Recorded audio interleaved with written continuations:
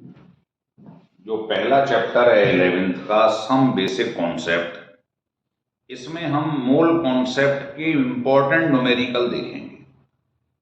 बहुत ही इम्पोर्टेंट हैं, बेसिक चीज़ है। इसके बिना अगर आपको ये नहीं आता है तो आपको इसके आगे मोलरिटी, नॉर्मलिटी, ग्राम इक्विवेलेंट कुछ भी समझ में नहीं आएगा।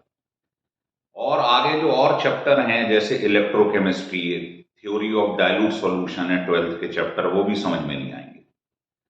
तो ये समझ लीजिए, ये बेसिक है, इसको समझना बहुत ही जरूरी है। तो इसके ऊपर कुछ क्वेश्चन हम आपको बताएंगे, एक एक करके समझाएंगे, देखते रहिए। बहुत ही इंपॉर्टेंट वीडियो है। तो हेडिंग डाल लीजिएगा, सम बेसिक कॉन्सेप्ट।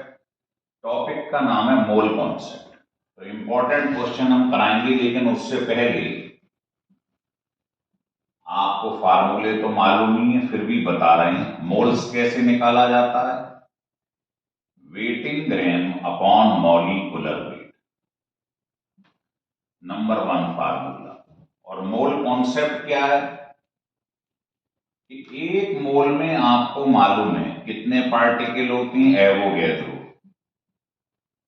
कितने मॉलिक्यूल होती हैं, इसको एवोगैड्रोस नंबर कहते हैं। 1 मोल कोई अगर गैस आपने कंटेनर में डाल दी तो वो इतने लीटर या इतने मिलीलीटर एट एसटीपी, एसटीपी समझते हैं, स्टैंडर्ड टेम्परेचर और स्टैंडर्ड प्रेशर, ये होता है। ये ध्यान रखना, इसी टेम्परेचर प्रेशर पे ऐसा होता है कि कोई भी गैस अगर 1 मोल है तो इतना वॉल्यूम ऑक्यूपाई करती है। अगर ये बदल दें टेम्परेचर प्रेशर तो ये वैल्यू बदल जाएगी, ध्यान रख लेना। 1 मोल किसी भी कंपाउंड का वेट उसके मॉलिक्यूलर वेट को ग्राम में एक्सप्रेस कर दो, और अगर एटम हो तो एटॉमिक वेट के आगे ग्राम लगा दो। 1 मोल किसी भी मॉलिक्यूल का वेट इतना होता है, 1 मोल एटम का वेट इतना होता है। बस ये 3 बातें अगर ध्यान रख लोगे तो बहुत तेज न्यूमेरिकल निकालने लगोगे। ठीक है, अब मैं आपको इसके ऊपर क्वेश्चन बताने जा रहा हूं। लिखिए क्वेश्चन नंबर 1।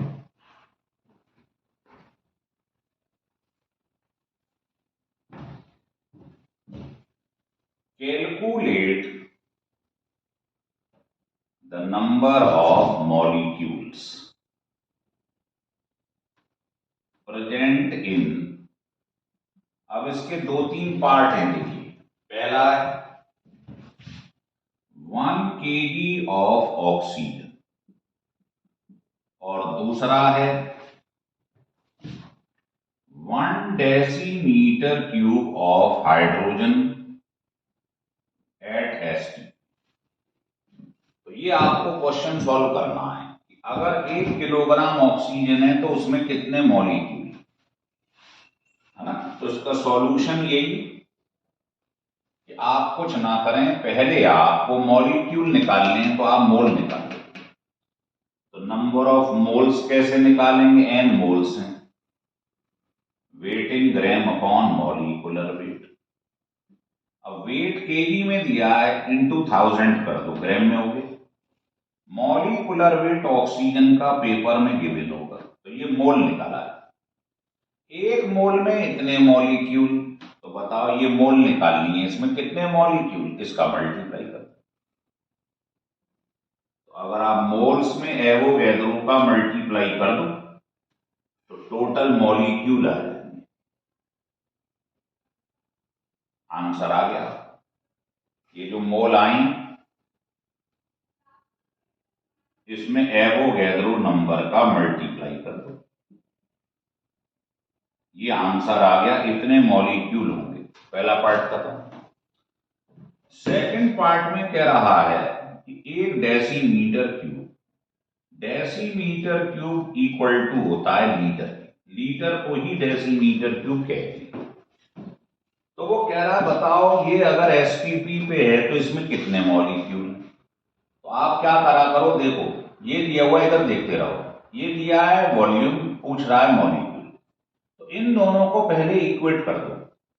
इतने लीटर होता तो इतने मॉलिक्यूल होते, पर दे रहा है 1 लीटर, तो यूनिटरी मेथड लगा दो। इतने लीटर अगर हाइड्रोजन होती एट एसटीपी, सोचो वॉल्यूम दिया हुआ है ना, तो इतने लीटर होती तो इतने मॉलिक्यूल होते एवोगैड्रो के बराबर, पर दिया हुआ है 1 लीटर, तो कितना आंसर हो जाएगा सोचिए, यूनिटरी मेथड लगा कितने मॉलिक्यूल हो जाए। इसकी जगह Na की जगह क्या रख दोगे, ये वाली वैल्यू एवोगैड्रो। क्लियर हो गया? तो बहुत आसान है, कंपेयरिंग करके निकाल लो। वॉल्यूम दिया है, मॉलिक्यूल निकालने, तो इसमें देखो वॉल्यूम ये है, मॉलिक्यूल ये है, तो पहले इसकी कंपेयरिंग करवाओ। इतने लीटर में इतने मॉलिक्यूल, तो 1 लीटर में कितने मॉलिक्यूल, क्योंकि डेसीमीटर क्यूब को ही लीटर कहते हैं। तो ये आपने फर्स्ट क्वेश्चन लिखा है। अब इसके बाद में नेक्स्ट क्वेश्चन बताता हूं, इसको आप लिख लो।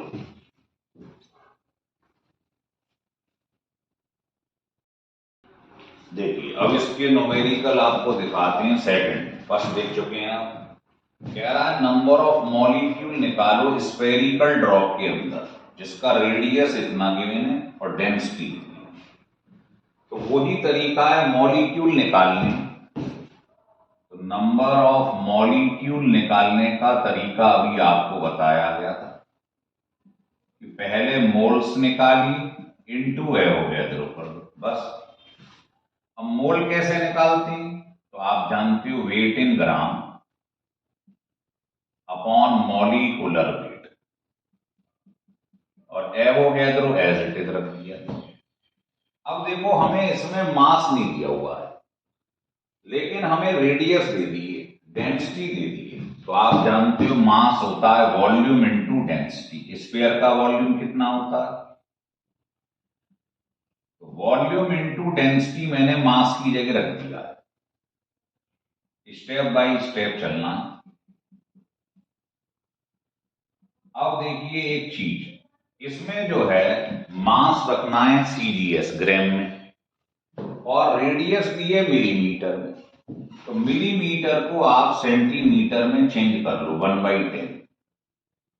ये रेडियस उठा के आर की जगह रख दो। डेंसिटी वाटर की 1 होती है, मॉलिक्यूलर वेट वाटर का ये इनटू एवोगैड्रो, उस नंबर आपका आंसर आ जाए। तो ज्यादा ट्रिकी सवाल नहीं है, बस आप वॉल्यूम इनटू डेंसिटी से पहले मास निकाल लो, उससे मोल आ जाएंगे, इनटू एवोगैड्रो कर दो। क्वेश्चन नंबर 3, ये बहुत अच्छा क्वेश्चन। ये कह रहा है calculate the actual volume of 1 molecule of water. Water के एक मॉलिक्यूल का बताइए एक्चुअली में वॉल्यूम कितना होता है। तो आप ये बताओ, आपने सुना है कि एक मोल किसी भी चीज का वेट, मान लो वाटर है, उसका वेट कितना होगा, 18 ग्राम। जानते हैं सब, एक मोल किसी भी मॉलिक्यूल का वेट कितना होता है, उसके मॉलिक्यूलर वेट के बराबर। वाटर का 18 होता है। और एक मोल में मॉलिक्यूल कितने होते हैं, एवोगैड्रोस। तो आप ये भी कह सकते हो कि इतने अगर मॉलिक्यूल होते वाटर के तो उनका वेट कितना होता। तो हमें निकालना है एक मॉलिक्यूल का वॉल्यूम, तो पहले हम एक मॉलिक्यूल का वेट निकाल लेते हैं। तो इतने मॉलिक्यूल का तो इतना, तो बताओ अगर 1 मॉलिक्यूल होता वाटर का तो उसका वेट कितना आ जाता। रटना नहीं है कुछ भी, समझ लीजिए। ये इतने ग्राम एक मॉलिक्यूल का वेट आ गया।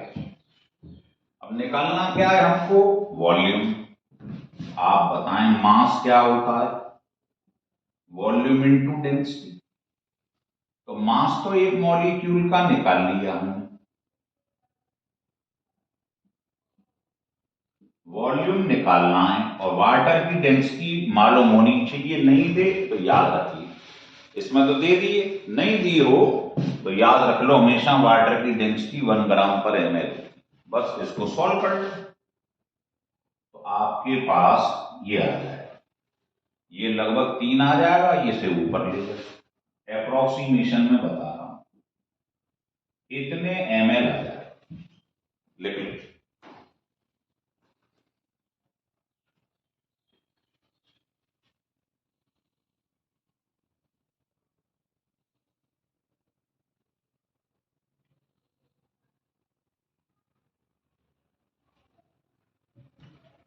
हो गया क्लियर?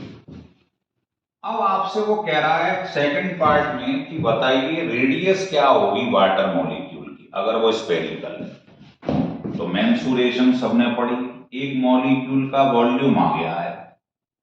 वॉल्यूम क्या होता है स्फीयर का? ये तो वॉल्यूम को यहां रख दो, ये -23 ऊपर ले जाएंगे। वॉल्यूम मालूम पड़ गया एक मॉलिक्यूल का, रेडियस निकालना, बस ये आंसर आ जाए।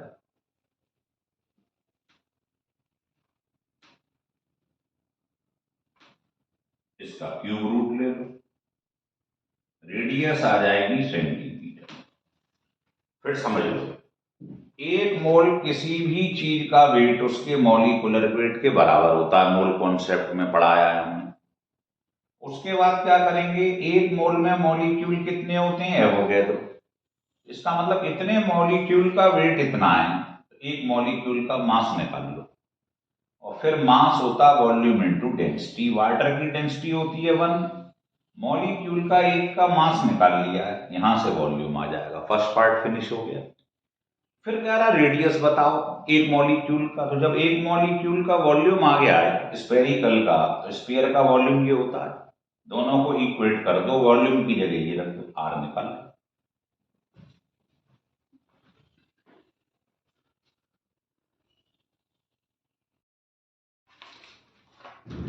अब फोर्थ क्वेश्चन देखेंगे।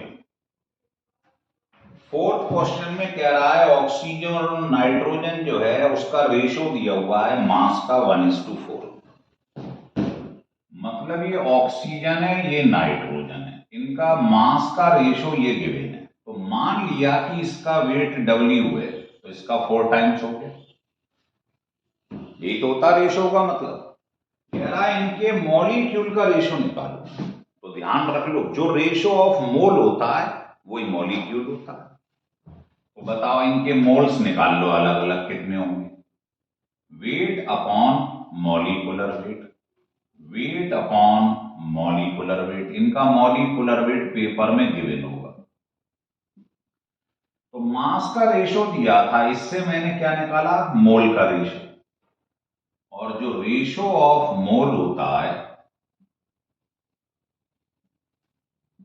देखो आप जानते हो ना मोल होता है, क्या होता है मॉलिक्यूल, बताइए। मॉलिक्यूल जो होता है वो कैसे निकालते हैं, मोल इनटू है वो कहते है ना। तो पहले आप रेशो ऑफ मोल ले लो, उसे छोड़ो।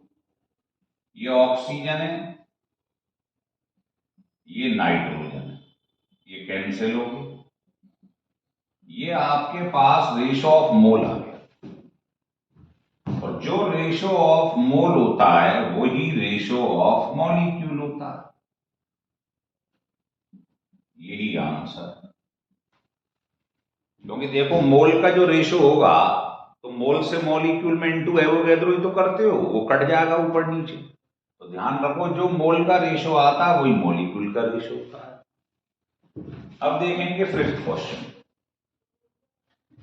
ये कह रहा है नंबर ऑफ वाटर मॉलिक्यूल निकालो इतने ग्राम हाइड्रेटेड ऑक्जेलिक एसिड, ये फार्मूला लिखा है। तो मॉलिक्यूल का मैंने फंडा बता दिया कैसे निकालते हैं। बताओ मॉलिक्यूल कैसे निकालते हैं, आपको सिखाया है, मोल इनटू एवोगैड्रो। बस मॉलिक्यूल निकालना, इसे लगा दो। अब बताओ मोल कैसे निकालते हैं, wait in gram upon molecular wait. अब आपको वेट इन ग्राम गिवन है, मॉलिक्यूलर वेट गिवन है, ये आपके पास 0.01 इंटू एवोगैड्रो, ये निकला है number of molecules, total molecule है ना इसके। पर वो कह रहा नहीं आप वाटर मॉलिक्यूल निकालो। तो बताओ ये पूरा एक मॉलिक्यूल है, तो इसके अंदर 2 वाटर के मॉलिक्यूल, तो ये तो आपने निकाली टोटल मॉलिक्यूल। तो बताओ वाटर के कितने होंगे? तो जितने मॉलिक्यूल टोटल आए हैं, टोटल, तो एक मॉलिक्यूल में 2 वाटर प्रेजेंट है, इनटू 2 कर दो, तो टोटल वाटर मॉलिक्यूल्स निकल आए। तो ये भी बड़ा बेहतरीन किस्म का सवाल है, लिख लीजिएगा।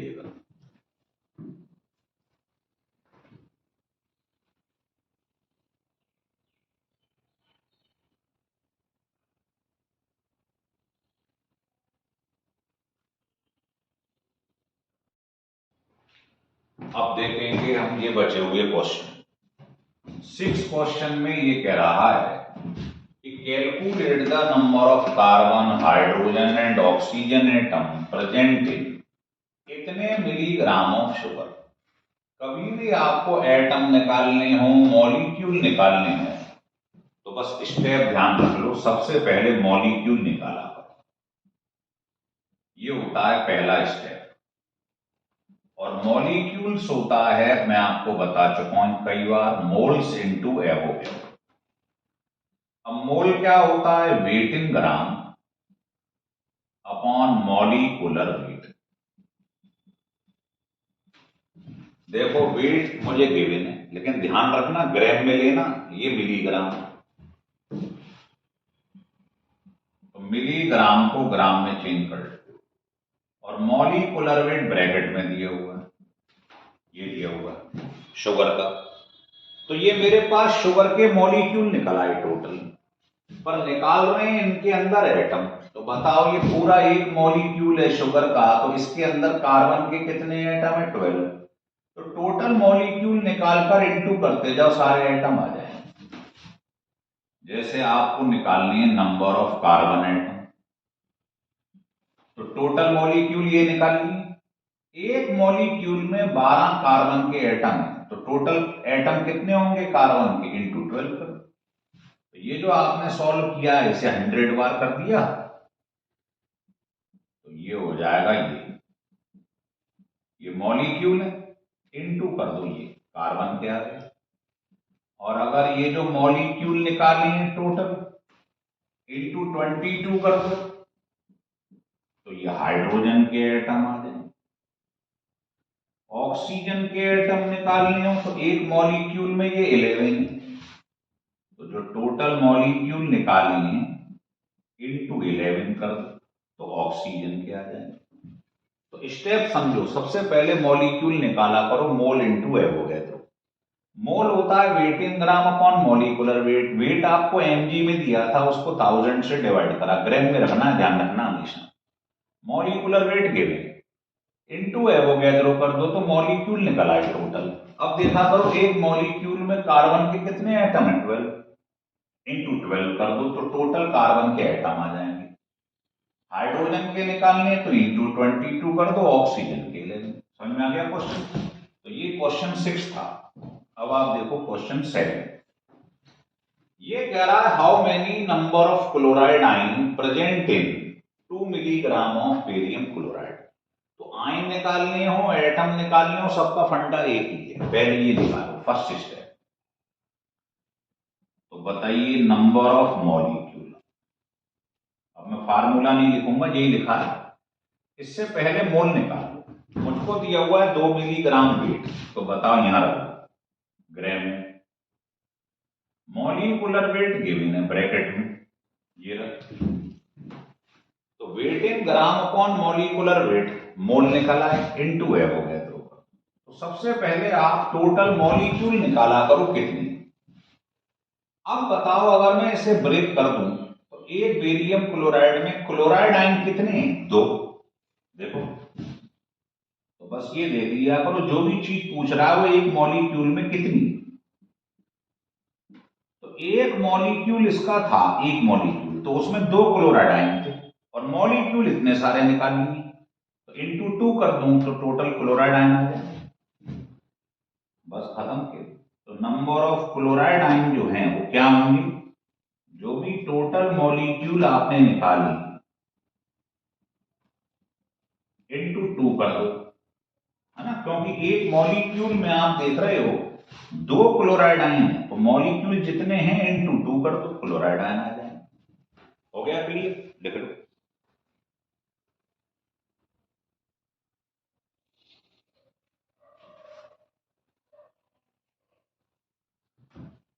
देखिए अब आपको 8th क्वेश्चन दिखाते हैं।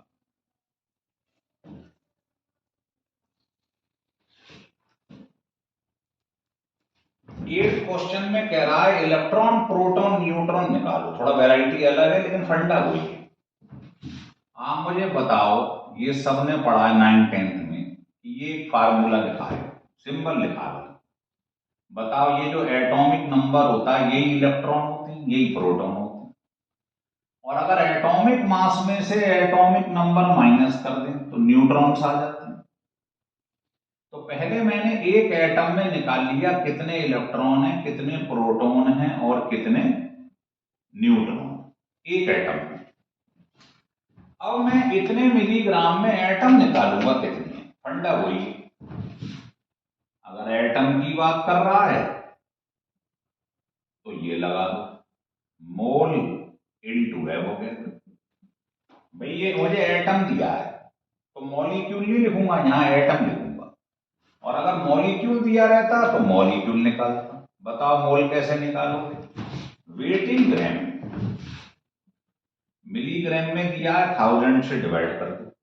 अगर एटम है तो एटॉमिक वेट कितना है इसका 15, इससे डिवाइड कर दो। एटॉमिक वेट अपॉन, यहां लिख दिया wait in gram upon atomic weight, मोल निकल आए, इनटू है वो गया। तो ये आपके पास टोटल एटम आ गए इसके। अब बताओ एक एटम में कितने इलेक्ट्रॉन है? 7। तो अगर मेरे पास टोटल एटम इतने आ गए हैं, इसमें मैं 7 का मल्टीप्लाई कर दूं तो बताओ टोटल इलेक्ट्रॉन नहीं आ जाएंगे? भाई एक एटम में 7 इलेक्ट्रॉन है और एटम मैंने इतने सारे निकाल लिए, इनटू कर दो। ऐसे ही इसका मल्टीप्लाई कर दो, प्रोटॉन भी सेम आ जाएंगे। और 8 का मल्टीप्लाई कर दिया तो न्यूट्रॉन आ जाएंगे इसी क्वांटिटी। हो गया क्लियर? तो अगर एटम दिया हो तो इसी फार्मूले से एटम आ जाती है। फिर देख लो एक एटम में कितने इलेक्ट्रॉन है, उसका मल्टीप्लाई कर। अब देखेंगे क्वेश्चन 9। इतने वैरायटी बता दे रहा हूं आपको, मुझे नहीं लगता इसके बाद कोई प्रॉब्लम आपकी रह जाए। देखिए अब क्वेश्चन है ये लगभग वैसे ही लेकिन उससे सुपीरियर। कह रहा है इतने ग्राम मीथेन है, इसमें इलेक्ट्रॉन निकालो। तो पहले आप क्या करो, देखो इसमें कार्बन का सिंबल ये है और H का E।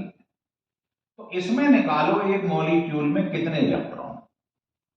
तो बताओ इसमें कितने इलेक्ट्रॉन है? 6। इसमें 1 है लेकिन ये है 4, इनटू 4 कर दो। तो ये आपके पास जो नीचे लिखा है ये इलेक्ट्रॉन निकला है। एक मॉलिक्यूल में 10 इलेक्ट्रॉन है। समझ में आ रहा है? अब पैटर्न हो गई है, वेट दिया हुआ है तो आप पहले मॉलिक्यूल निकाल लो। तो बताओ नंबर ऑफ मॉलिक्यूल क्या होंगे? Moles into Avogadro. अब बताओ wait in gram given, molecular weight methane का पेपर में गिवन होगा, इनटू एवोगैड्रो। ये मेरे पास मीथेन के मॉलिक्यूल निकला है। अब बताओ एक मीथेन के मॉलिक्यूल में मैंने फाइंड कर लिए थे कितने इलेक्ट्रॉन। वही पैटर्न है कि एक मॉलिक्यूल में तो 10 इलेक्ट्रॉन है और मॉलिक्यूल इतने सारे निकाल लिए, इनटू कर दो। तो आपके पास टोटल इलेक्ट्रॉन मालूम पड़ जाएंगे इसके अंदर कितने। तो तरीका वही है, एक मॉलिक्यूल में जो चीज निकालनी हो एक मॉलिक्यूल में निकाल लो पहले, उसके बाद टोटल मॉलिक्यूल निकालो, मल्टीप्लाई कर दो, आ गया आंसर। सबका एक तरीका है, लिख लो। अब 10th क्वेश्चन देखिए 10th क्वेश्चन क्या है। ये आसान है लेकिन अगर ये चीजें नहीं आती हैं तो आगे प्रॉब्लम आएगी। कह रहा how many number of atoms in इतने litre of ammonia at NTP बोल लो या एसटीपी। तो कंपेयरिंग करवा दो। भाई इतने लीटर अगर कोई भी गैस हो, कोई भी एट एसटीपी, तो इसमें क्या निकालनी है? पार्टिकल। पहले मॉलिक्यूल निकालेंगे, ये मॉलिक्यूल है ना, मॉलिक्यूल निकालेंगे पहले। तो आप जानते हो इतने लीटर को कहते हैं 1 मोल, और इतने लीटर मोल कॉन्सेप्ट में आपको बताया था किसके बराबर होता है 1 मोल, मतलब इतने मॉलिक्यूल एवोगैड्रो। भाई 1 मोल का मतलब इतने मॉलिक्यूल, तो पहले इसकी कंपेयरिंग करवाओ कि इतने लीटर मतलब 1 मोल इतने मॉलिक्यूल, और दे रखा है मुझे इतने लीटर, यूनिटरी मेथड। तो बताओ अगर इतने लीटर अमोनिया होती तो कितने मॉलिक्यूल हो जाते अमोनिया। तो ये मेरे पास अमोनिया के मॉलिक्यूल्स निकल आए, लेकिन मुझे निकालने हैं एटम। तो बताओ अमोनिया का 1 मॉलिक्यूल है तो इसमें एटम कितनी है, 1 नाइट्रोजन 3 हाइड्रोजन, 4 एटम।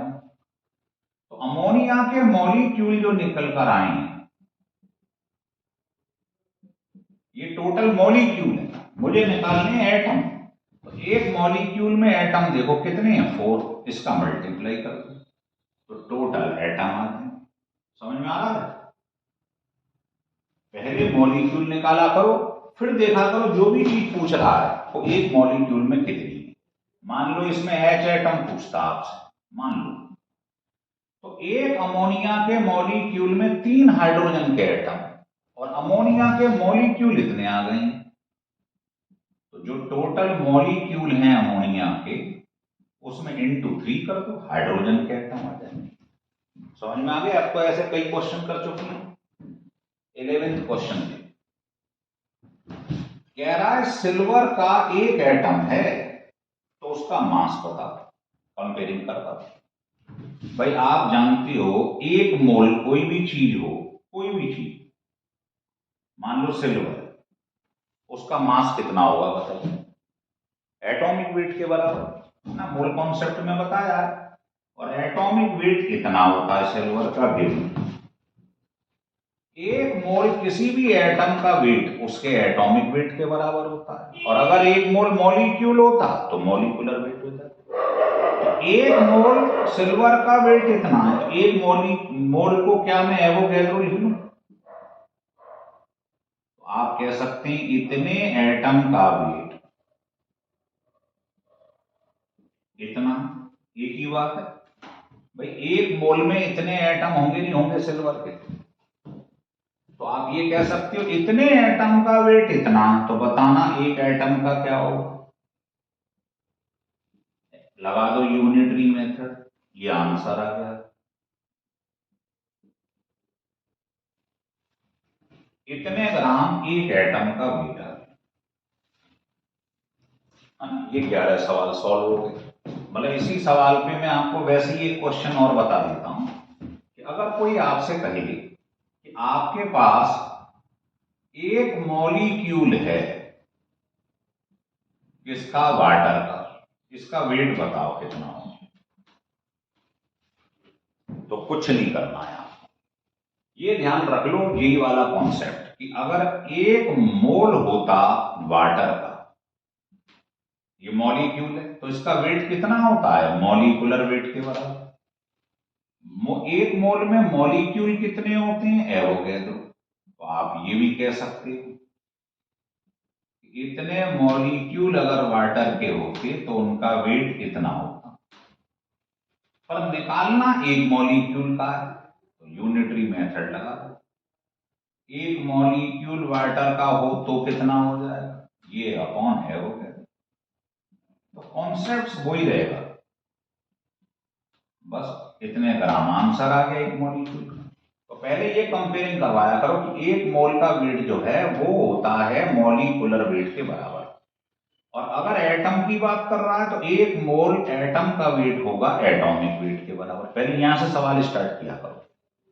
फिर 1 मोल में इतने एटम होते हैं एवोगैड्रो, इसका मतलब इतने एटम का वेट दिया हुआ है, 1 एटम का निकाल लो।